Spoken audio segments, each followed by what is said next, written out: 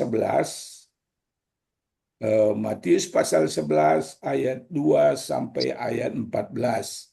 Demikian bunyi firman Tuhan. Yesus dan Yohanes Pembaptis. Di dalam penjara, Yohanes mendengar tentang pekerjaan Kristus, lalu menyuruh murid-muridnya bertanya kepadanya, "Engkaukah yang akan datang itu, atau haruskah kami menantikan orang lain?" Yesus menjawab mereka, "Pergilah dan katakanlah kepada Yohanes apa yang kamu dengar dan kamu lihat. Orang buta melihat, orang lumpuh berjalan, orang kusta menjadi tahir, orang tuli mendengar, orang mati dibangkitkan, dan kepada orang miskin diberitakan kabar baik. Dan berbahagialah orang yang tidak menjadi kecewa dan menolak aku." Setelah murid-murid Yohanes pergi, mulailah Yesus berbicara kepada orang banyak itu tentang Yohanes. "Untuk apakah kamu pergi ke padang gurun, melihat buluh yang digoyang-goyangkan angin kian kemari? Atau untuk apakah kamu pergi melihat orang yang berpakaian halus? Orang yang berpakaian halus itu tempatnya di istana raja. Jadi untuk apakah kamu pergi melihat nabi? Benar, dan aku berkata kepadamu, bahkan lebih daripada nabi. Karena tentang dia ada tertulis, 'Lihatlah, aku menyuruh utusanku mendahului engkau. Ia akan mempersiapkan jalanmu di hadapanmu.' Aku berkata kepadamu, sesungguhnya di antara mereka yang dilahirkan oleh perempuan tidak pernah tampil seorang yang lebih besar daripada Yohanes Pembaptis. Namun yang terkecil dalam kerajaan sorga lebih besar daripadanya. Sejak tampilnya Yohanes Pembaptis hingga sekarang, kerajaan sorga diserong dan orang yang menyerongnya mencoba menguasainya. Sebab semua nabi dan kitab Taurat bernubuat hingga tampilnya Yohanes. Dan jika kamu mau menerimanya, ialah Elia yang akan datang itu." Amin. Berbahagialah kita yang mendengar dan menyimpan firman Tuhan dan melakukan firman Tuhan dalam kehidupan kita. Amin. Saya coba tampilkan bahan saya.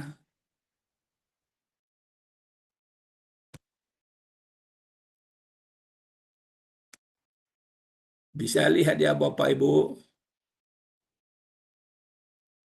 Halo?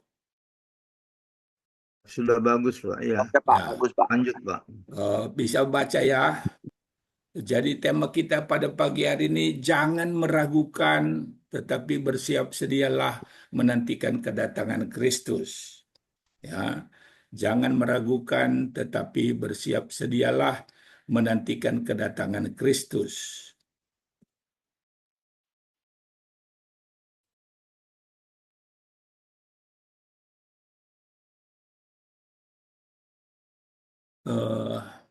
Apa yang membuat Yohanes Pembaptis ragu-ragu mengenai kedatangan Kristus? Saya coba renungkan, mungkin penderitaan di dalam penjara membuat Yohanes Pembaptis ragu-ragu mengenai kedatangan Kristus, sehingga dia menyuruh murid-muridnya bertanya kepada Tuhan Yesus. Ya, saya baca ulang ayat 2 dan 3. Lalu di dalam penjara Yesus mendengar tentang pekerjaan Kristus, lalu menyuruh murid-muridnya bertanya kepadanya, "Engkaukah yang akan datang itu, Atau haruskah kami menantikan orang lain? Ya, jadi penderitaan di dalam penjara itu mungkin membuat Yohanes ragu-ragu, padahal dia yang disuruh Tuhan mempersiapkan jalan bagi Kristus, kan? Jadi penderitaan bisa membuat orang menjadi ragu-ragu tentang kedatangan Kristus. Ya, penderitaan-penderitaan yang kita alami dapat membuat orang ragu-ragu tentang kedatangan Kristus. Ya,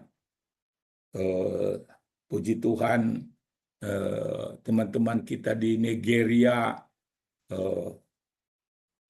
walaupun menderita, tapi mereka tetap percaya pada kedatangan Kristus, menantikan kedatangan Kristus. Ya, tapi mungkin ada juga orang-orang yang karena penderitaan-penderitaan itu meninggalkan Tuhan, gitu ya.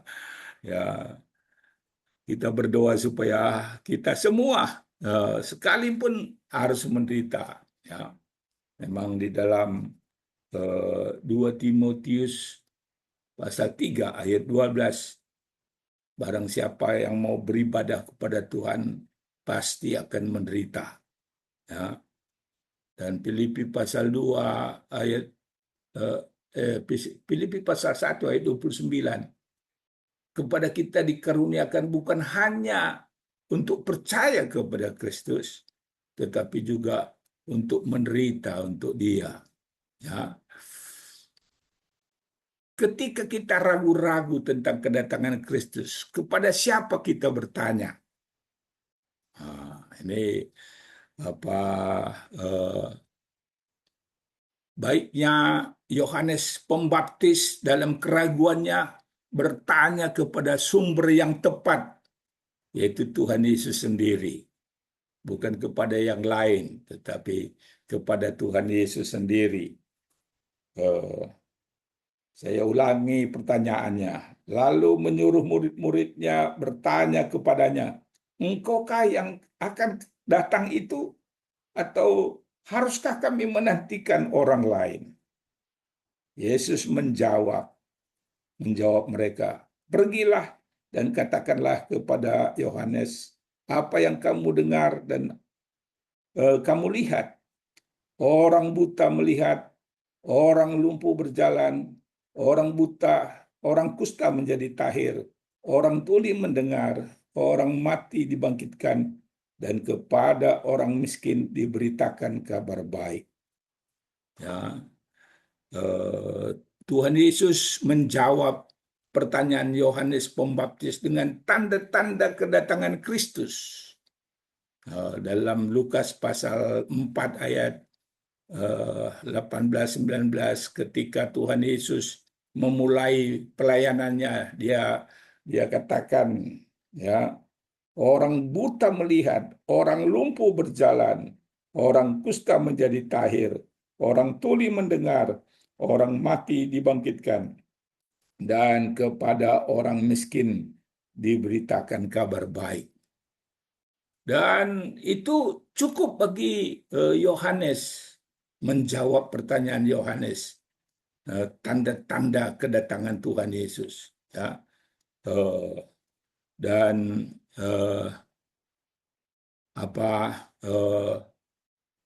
Yohanes tentunya tidak ragu-ragu lagi, sekalipun dia harus dipancung, ya, sekalipun dia harus menderita dipancung di dalam penjara itu. Bapak Ibu, kalau ada keraguan-raguan kita tentang kedatangan Kristus, mari kita datang kepada Tuhan, bertanya kepada Tuhan. Biarlah Tuhan Yesus yang menjawab keraguan kita. Amin, Bapak Ibu. Halo, ada yang mendengar saya? Amin. Amin, amin, Amin. Amin. Dan Tuhan Yesus katakan ayat 6, dan berbahagialah orang yang tidak menjadi kecewa dan menolak aku. Berbahagialah orang yang tidak ragu-ragu tentang kedatangan Kristus. Ya, jangan kita membiarkan penderitaan membuat kita ragu-ragu. Ya, Tuhan Yesus katakan, berbahagialah orang yang tidak menjadi kecewa dan menolak aku. Amin. Berbahagialah Amin. orang yang tidak ragu-ragu tentang kedatangan Kristus. Amin. Ya, Haleluya. Puji Tuhan. haleluya. Bagian B, apa yang membuat saudara ragu-ragu tentang kedatangan Kristus? Ada yang bilang Injil sudah dipalsukan, ya, dan lain-lain. Tapi tidak bisa membuktikan mana yang asli. Gitu ya. Kalau orang mengatakan Injil sudah dipalsukan, mestinya bisa membuktikan yang aslinya kan. Ada juga teman saya dulu mengatakan teologia Yohanes Pembaptis itu membuat dia ragu-ragu tentang kedatangan Kristus gitu. Apapun alasannya membuat kita ragu-ragu, mari kita datang kepada Tuhan, bertanya kepada Tuhan langsung, biar Tuhan menjawab kita, ya. Dan indah sekali Tuhan Yesus katakan, berbahagialah orang yang tidak menjadi kecewa dan menolak aku. Jangan sampai penderitaan atau pandangan kita tentang Injil, pandangan teologi kita membuat kita ragu-ragu, membuat kita kecewa dan menolak Tuhan Yesus. Berbahagialah orang yang tidak menjadi kecewa dan menolak aku, kata Tuhan. Amin. Bagian yang kedua, kita lihat dari ayat 7 sampai ayat 14, Tuhan Yesus memuji Yohanes Pembaptis. Ya, kita lihat yang pertama, Tuhan Yesus katakan Yohanes adalah seorang nabi, bahkan lebih daripada nabi. Saya bacakan kembali tadi ayat 7 sampai ayat yang ke-9. Setelah murid-murid Yohanes pergi, mulailah Yesus berbicara kepada orang banyak itu tentang Yohanes. Untuk apakah kamu pergi ke padang gurun, melihat buruh yang digoyangkan angin kian kemari? Atau untuk apakah kamu pergi, melihat orang berpakaian halus? Orang-orang yang berpakaian halus itu tempatnya di istana raja. Jadi untuk apakah kamu pergi, melihat nabi? Benar, dan aku berkata kepadamu, bahkan lebih daripada nabi. Wah, luar biasa ya. Tuhan Yesus memuji Yohanes. Dia adalah seorang nabi, bahkan lebih daripada nabi. Apalagi sebutannya itu kalau lebih daripada nabi. Ya, luar biasa ya. Yohanes Pembaptis itu orang yang dipakai Tuhan. Ayat 10, Yohanes mempersiapkan kedatangan Tuhan Yesus. Ayat 10. Karena tentang dia ada tertulis, lihatlah, aku menyuruh utusanku mendahului engkau. Ia akan mempersiapkan jalanmu di hadapanmu. Wah, luar biasa. Yohanes itu seorang nabi, lebih daripada nabi, yang mempersiapkan jalan untuk Tuhan Yesus. Mempersiapkan jiwa-jiwa untuk menyambut Tuhan Yesus. Wah, luar biasa. Apakah kita dalam menantikan kedatangan Tuhan Yesus kedua kali ikut terlibat dalam mempersiapkan kedatangan Tuhan Yesus? Saya bacakan dalam 2 Petrus 3, 2 Petrus 3 ayat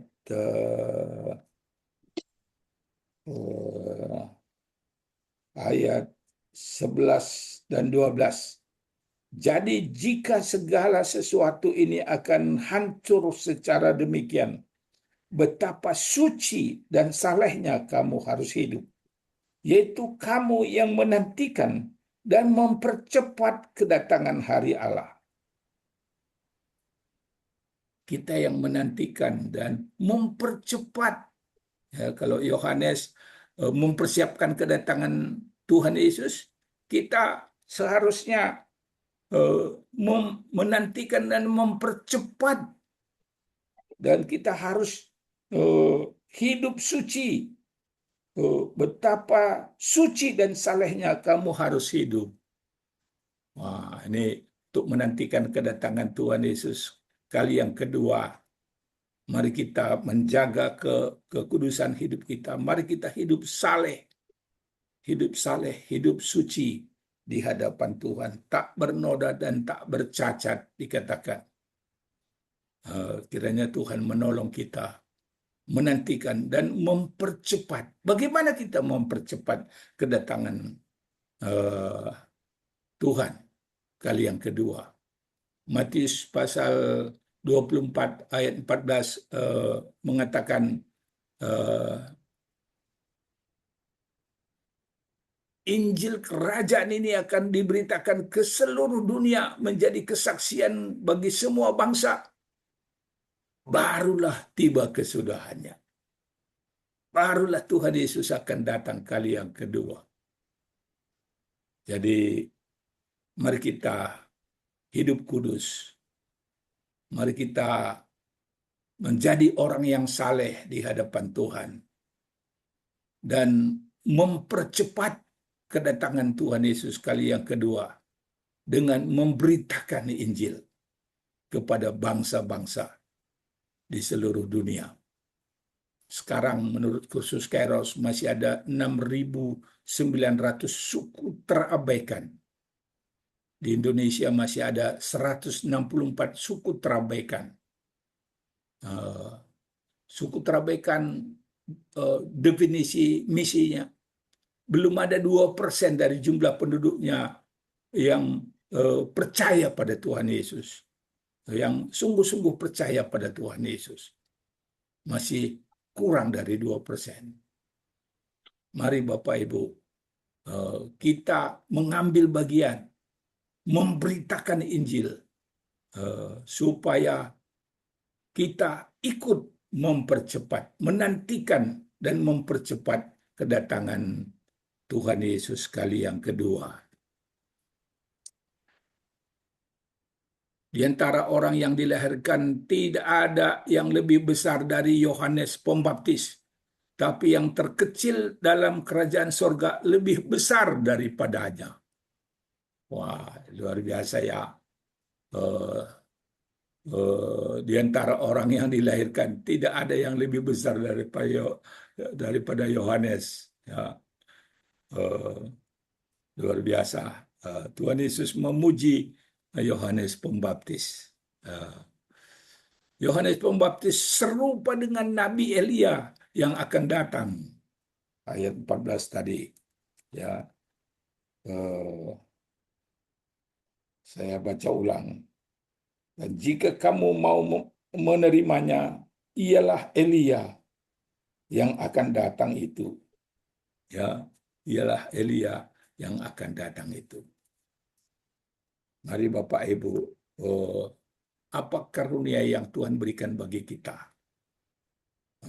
Dalam Efesus pasal 4 ayat 11 itu Tuhan memberikan nabi, Tuhan yang memberikan rasul-rasul, Tuhan yang memberikan gembala-gembala, Tuhan yang memberikan penginjil, Tuhan yang memberikan pengajar-pengajar. Apa karunia kita? Mari kita pakai untuk mempercepat kedatangan Kristus kali yang kedua. Menantikan, mempercepat kedatangan Kristus kali yang kedua. Mari kita memakai karunia yang Tuhan berikan kepada kita. Ya, kalau Yohanes Pembaptis itu disebut nabi, bahkan dia Nabi Elia yang akan datang itu. Ya, Kiranya Tuhan menolong kita bersiap sedia